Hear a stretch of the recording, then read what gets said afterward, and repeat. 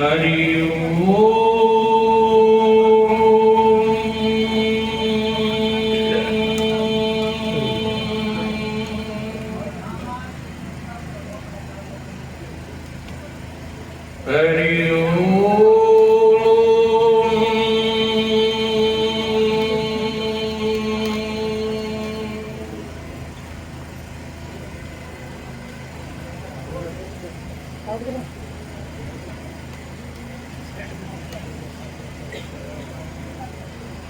वंदे बोधमहिं नित्यं गुरुशंकरे रूपणम् हिमाश्रितो हि पक्रोऽपि चन्द्रः सर्वत्र वन्दते वासुदेवसुतं देवं कंसचाणूरमर्दनम् देवकी परमानंदम कृष्णं वंदे जगद्गुरु। ओम नित्यं शुद्धं निराभासं निर्विकार निरंजनं नित्यं बोधं चिदानंदं गुरु ब्रह्म नमोऽहम्। गुरुर्ब्रह्मा गुरुर्विष्णु गुरुर्देवो महेश्वर गुरु साक्षात् परब्रह्म तस्मै श्री गुरुवे नमः। ध्यानमूलं गुरुमूर्ति पूजामूलं गुरुपदं मंत्रमूलं गुरुवाक्यं मोक्षमूलं गुरु कृपा। गुरुर्मूला क्रिया सर्वा लोके अस्मिन् कुलनायके तस्मात् सेव्यं गुरु नित्य अर्थ भक्ति संजीवतम्। ब्रह्मानंदं परम सुखदं केवलं ज्ञानमूर्ति द्वंद्वातीतं गगन सदृशं तत्तमस्यादिलक्ष्यम् एकं नित्यं विमलमचलं सर्वधी साक्षिभूतं भावातीतं त्रिगुणरहितं सद्गुरु तन्नमामि।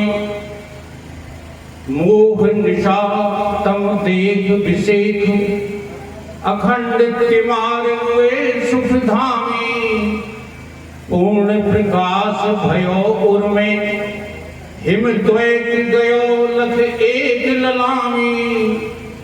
सद्गुण कुंज खिले मन मानस कर्मोलूक दुरे भोगामी। आत्म रूप विराज रहे गुरुदेव को बारंबार नमामि। गुरुदेव को बारंबार नमामि। जग जल निधि में जीवन का जलिहान फंसा था तृष्णा सरल तरंग मोह मझधार दृशा था। माया प्रबल प्रवाह भमर भ्रम भ्रमित दिशा थी। अंतस अज्ञान अंधकार की निबिड़ निशा थी। पार कियो मल्लाह बन दियो जितेंद्र निज धाम है। ऐसे सतगुरु देव को मेरा बारंबार प्रणाम है। ऐसे सतगुरु देव को मेरा बारंबार प्रणाम है। ब्रह्मचर्य प्रति सो अखंड धृति सुकृति सन्मार्ग किए जिन तय। प्रकृति से परे विकृति को हरे संसति संताप किए जिन छय। जगती में जितेंद्र करी जागृति निर्मल सति ज्ञान दियो निर्भय। श्रोता समाज सभी बोलो श्री सतगुरुदेव भगवान की। भोजन नहीं कर पाए तो कोई बात नहीं, अगर भोजन कर चुके हो तो वाणी में बल होना चाहिए। बोलो सतगुरुदेव भगवान की जय। वाह।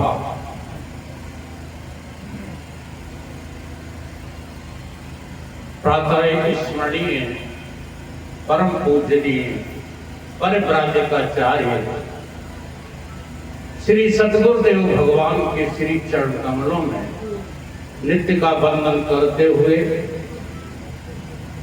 मंचासीन हमारे बुजुर्ग आचार्य शास्त्री जी के चरणों में नित्य का वंदन करते हुए, और भी अभी प्रवक्ता शास्त्री जी थे उनके चरणों में वंदन करते हुए, प्रेमी सज्जनों, माताओं बहनों, मंचासीन सभी साथियों, सभी के हृदय में ये राम जी सत्य चित्र आनंद अद्वय रूप से विद्यमान हैं। इसी को दृष्टिगत रखते हुए मेरा सभी को चरण वंदन अभिनंदन प्रणाम। हम न तो विद्वान हैं और न हम प्रवक्ता हैं, न हम शास्त्री हैं। अगर हम जो हैं वो आप लोगों को भी कुछ दर्शन इंगित करने आए हैं कि जो आप हैं, जो सब हैं, वही हम हैं। न इज्जत न दौलत बड़ी चीज है, न हुकूमत न शोहरत बड़ी चीज है। गर जहां में कोई चीज है ही बड़ी,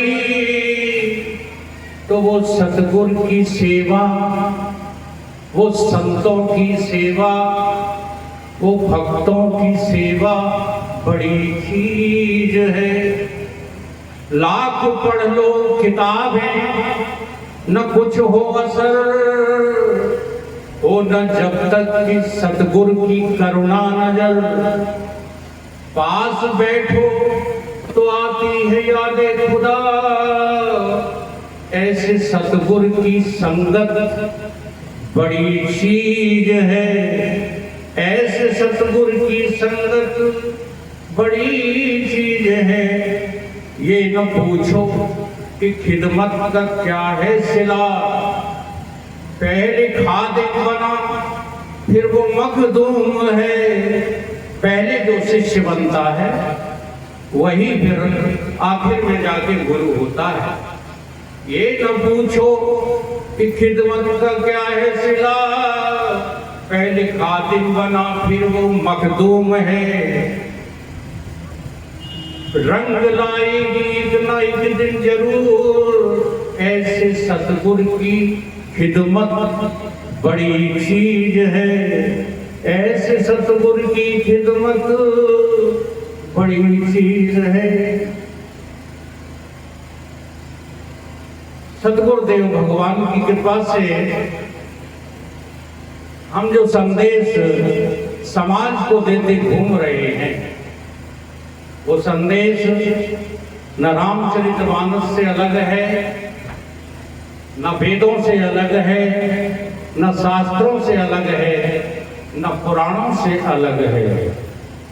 ये सारी बातें हमको अलग अलग इसलिए नजर आती हैं कि हमने इन वेद शास्त्रों को, पुराणों को सतगुरु के चरणों में बैठ करके नहीं समझा है।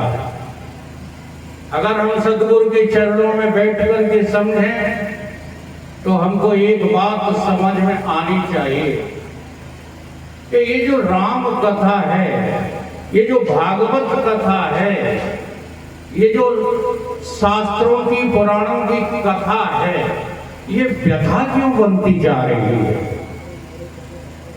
कारण क्या है? क्योंकि हम कथा सुनते ही नहीं हैं। ईमानदारी से बताना, हम राम कथा सुनते हैं। देखो, एक साथ किसी को जो है विपरीत भावना ना हो जाए, इसलिए मैं बहुत संभल कर के बात को कहता हूं। एक बार की बात है, जब अपने यहाँ सत्यनारायण की कथा होती थी, आप सभी लोग सुनते थे, माताएं भी सुनती थी। उसमें कहीं भी सत्यनारायण की कथा सुनी? क्या सत्य है, क्या नारायण है, और उसकी कथा कभी सुनी? जब सुनी तब लीलावती कलावती की कथा सुनी, अन्य पात्रों की कथा सुनी। ठीक इसी प्रकार से जब हम अपने पुराणों में, रामचरितमानस में, रामायण में प्रवेश करते हैं तो किसकी कथा सुनते हो?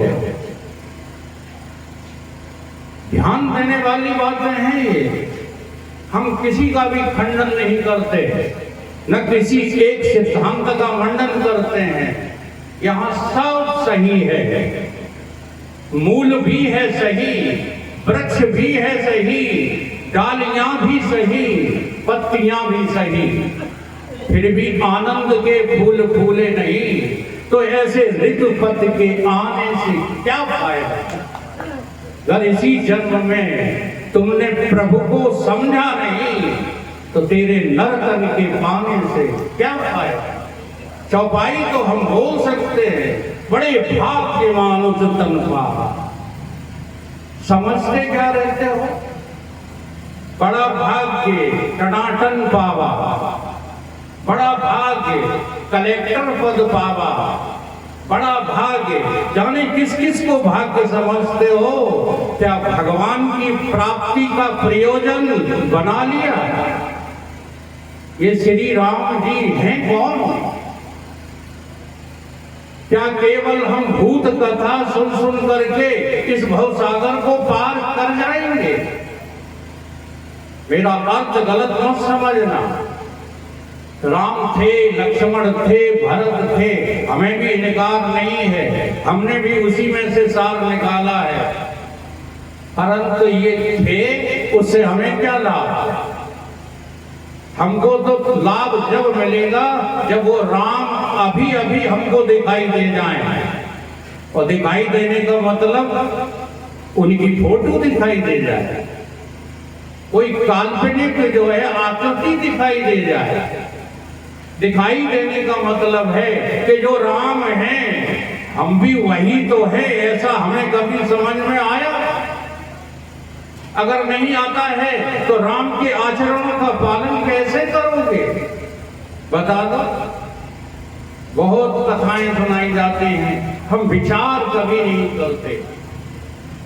आद्य गुरु शंकराचार्य का ये जो है जिंडम घोष है कि विचार नहीं करोगे तो बंधन में पड़े ही रहोगे। अविचारेण कृतो बंधा, अविचारक हमेशा जो है बंधन में ही कार्य करते रहते हैं और अपने को योग्य समझते रहते। विचार करोगे तो फिर तुम्हें ये सब रहस्य खुल जाएंगे। रामचरितमानस के, भागवत पुराण के और तमाम श्रुतियों के, शास्त्रों के भेद तुरंत खुल जाएंगे। विचार तो करो। एक राम दशरथ का बेटा, देखा है कभी? नहीं, शर्माने वाली बात नहीं है। एक राम घट घट में लेटा, देखा है कभी? देखने का तात्पर्य अनुभव से है। अनुभव करने के लिए कोई भेष बनाने की जरूरत नहीं है कि नहीं हम लाल कपड़े पहनकर आए तभी तुम हमको स्वीकार करो, ऐसा नहीं। हम सिर घुटा के आए तभी तुम सन्यासी स्वीकार करो, ऐसा नहीं है। सभी बातें विचार की हैं। तो उस राम को देखा जो दशरथ का बेटा है? क्या उस राम को देखा जो घट घट में लेटा है? क्या उस राम को देखा जिसने ये जगत का जो है सृजन किया, पालन किया, संहार किया? और एक राम जो सबसे न्यारा, क्या उसको देखा है? अब ये चारों राम देखने को कहां मिलेंगे? तो इसी में हमारे तुलसी बाबा जी ने निर्देश दिया है, घट घट है सूझत नहीं, लानत ऐसी जिंद और तुलसी जा संसार को भयो मोतिया बिंद। ये मोतिया बिंद कब कटेगा? जब तुम जो है काटना चाहोगे तब कटेगा, कि काटना नहीं चाहोगे केवल भूत कथाओं पर ही दौड़ते रहोगे? कथा का सार समझिए, सार वस्तु योगी पहा। योग नाम जो है सांसें खींचने का नहीं है, योग नाम कवायद करने का नहीं है, योग नाम कसरत करने का नहीं है। योग नाम है परमात्मा राम से जुड़ जाना। अब हम परमात्मा से जुड़ते नहीं और कथा कहते रहते हैं परमात्मा की, तो कैसे कह पाओगे कथा परमात्मा की? एक राम दशरथ का बेटा, देखिए स्पष्ट है आपके सामने, लेकिन चले जाते हो त्रेता युग में तो कैसे दिखाई दे जाए? दसों इंद्रियों से जो उत्पन्न तुम्हारा स्थूल व्यवहार है, स्थूल शरीर है, ये दशरथ का बेटा नहीं तो और कौन है? जैसे दशरथ के पुत्र राम ने जगत में व्यवहार किया था, उसी तरह से हमें अपने इस स्थूलता को व्यवहार में लगाना चाहिए कि अधर्म करना चाहिए? बताओ।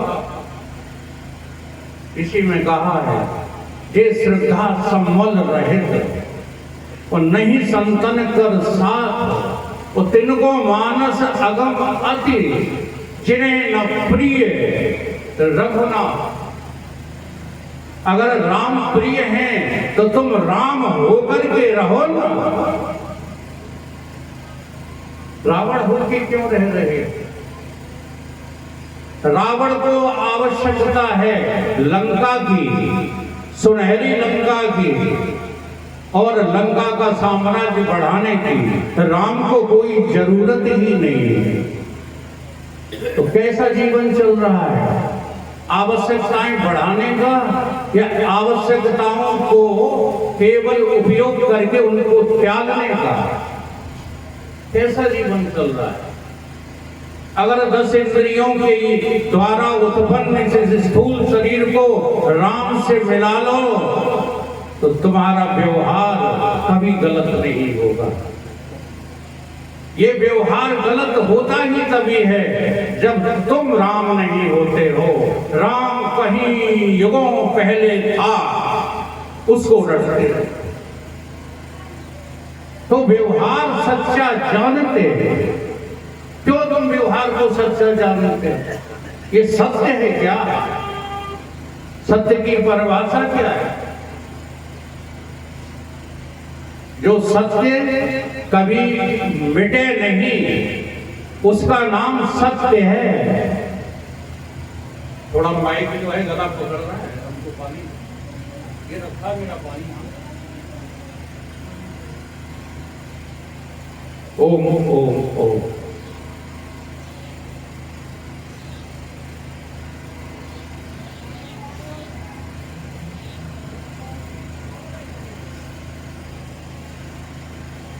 सत्य की परिभाषा है जिसका कभी विनाश नहीं होता। सत्य कहिए जो बिन से नाई, और वो कहां दिखेगा? चित्त के रूप में तुम्हारे ही अंतस में दिखेगा। सत्य कहिए जो बिन से नाही, वो चित्त जाही में सूझे घट माही। तो जागो हरदम रहे आनंदा, और तुमरो ही नाम तो सच्चिदानंद। अब सतचित आनंद तुम्हारा स्वरूप है। तुम कहीं जो है त्रेता युग में कहते हो राम सच्चिदानंद दिनेशा। हिम्मत जुटाओ, तुम राम के अतिरिक्त और कुछ हो ही नहीं। तुम राम से जुदा होकर के जुदा हो जाते। जुदा उससे है जो जुदा ढूंढता है, और मिला उसको है जो मिला ढूंढता है। तुम कहां उस राम को ढूंढते फिर रहे हो? किताबों में वो राम नहीं मिलेगा। इस संसार की बहुत ज्यादा प्रतिष्ठा में वो राम नहीं मिलेगा। वो राम आपके हृदयस्थ है, और उसी को कहा गया है वही राम घट घट में बैठा। ऐसा कोई घट नहीं है जिसमें राम जी बैठे ना हो। ये राम जी का स्तर है भाव स्तर। शारीरिक स्तर में अगर आप सही चलो तो फिर भावना किसकी बनेगी? राम की या संसार की? इसी रामचरितमानस में हम थोड़ा हिंट इसलिए रामचरितमानस का दे रहे हैं क्योंकि रामचरितमानस यहां पर चल रही है। नहीं तो हम शास्त्रों का, श्रुतियों का जो है इशारा कर सकते हैं आपको। रामचरितमानस क्या कहती है? भाव दशा को क्या बताती? जाके रही भावना जैसी और प्रभु मूर्ति देखी थे ना। आपके अंदर जैसा भाव होगा वैसे ही आप देख पाओगे, दूसरा कोई आप देख ही नहीं पाओगे। जैसे एक सड़क पर एक बच्चा और एक बच्ची चले जा रहे हैं, यंग, काफी उम्र के 18-20 वर्ष के यंग बच्चे चले जा रहे हैं। 4 लोग खड़े हैं। अब चारों का देखना, देख ये भाव का देखना है। एक आदमी कहता है कि देखो 2 लोफर लोफरी चले जा रहे हैं। दूसरा क्या कहता? नहीं, आप गलत देख रहे हो, ये लोफर लोफरी नहीं जा रहे, ये तो भाई और बहन चले जा रहे हैं। तीसरा क्या कहता है? नहीं, ना ये लोफर लोफरी जा रहे हैं, ना ये भाई बहन जा रहे हैं, ये जो जा रहे हैं एक स्त्री जा रही है, एक पुरुष जा रहा है। 3 भावनाएं हो गई। अब चौथी भावना बड़े गजब की है। जो संतों का सेवक था, जो गुरुओं की शरण में रहता था, जिसने विचार किया था, वो कहता है ना लोफर लोफरी जा रहे हैं, ना लड़का लड़की जा रहे हैं, और ना भैया बहन जा रहे हैं। अरे हम ही तो रूप बदल कर चले जा रहे हैं, हमारे अलावा है कौन? अगर तुम्हारी दृष्टि सम हो जाए तो इसी संसार में व्यवहार करते हुए सारे पापों का नाश हो सकता है। इतनी ताकत है विचारों में। पर हमें विचारों से कुछ लेना देना नहीं, इसीलिए तो आज भीड़ बढ़ाते जा रहे हो। जो चमत्कार जानते हैं, जो तुमको बेवकूफ बना सकते हैं, वो बहुत बड़े चमत्कार करके और बड़े बड़े जो है आडंबरों में रह करके, राजनीतिज्ञों से मिल करके और बड़े आदमी बन चुके हैं, और तुम उनके पीछे लगे लगे वहीं अभी भी पड़े हुए। देख लो, समझदार न होने के कारण से आज धर्म की विडंबना होती जा रही है। अगर हम लोग विचार करने लगे तो धर्म विडंबना कराने लायक नहीं है। हम यदि गलत बोले तो हमारी जवान पकड़ लेना, और शास्त्र सम्मत बात बोलते हैं तो सुनो और सुन करके विचार करो। धर्म बन गया आज व्यापार, नहीं बना है।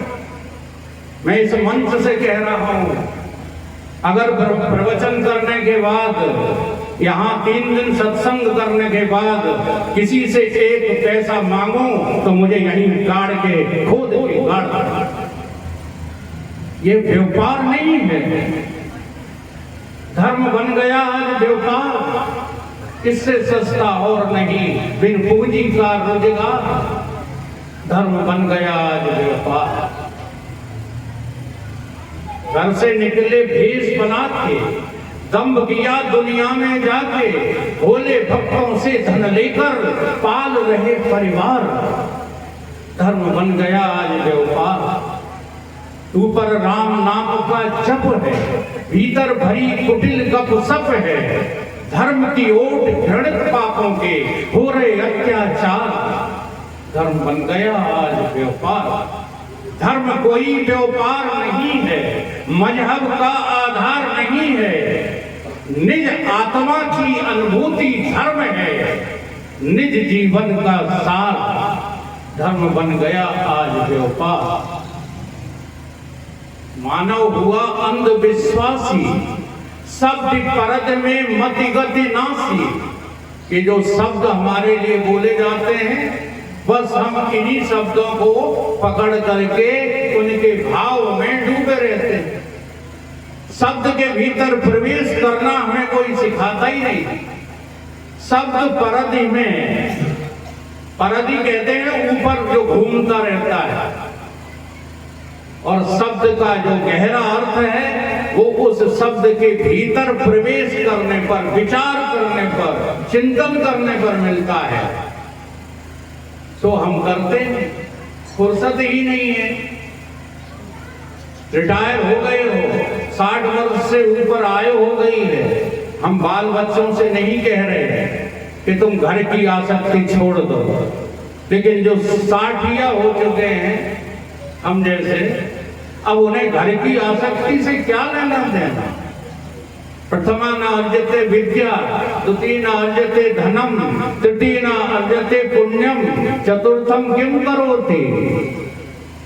अब इस बुढ़ापे में क्या तुम घर बनाओगे, लेकिन घर परिवार और संबंधों की आसक्ति छोड़ते ही नहीं।